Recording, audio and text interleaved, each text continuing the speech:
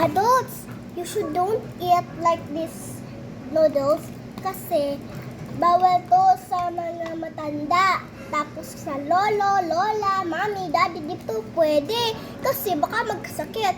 At dapat yung baby magkakain nito 5 years old only. So yun, 5 years old na ako, tapos pwede ako kumain nito. Diba? So siya ang vlog. Sabihin ko sa iyo, instant noodles are not good for children. Only for adults na yan kasi not good for children. Kasi guys, Unhealthy. kaya Unhealthy. kumain ako nito guys, kasi taga Bicol ako.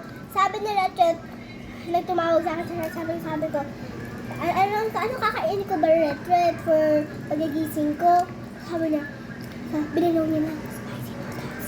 Sabi niya ganon. Ano daw? Tapos, spicy noodles.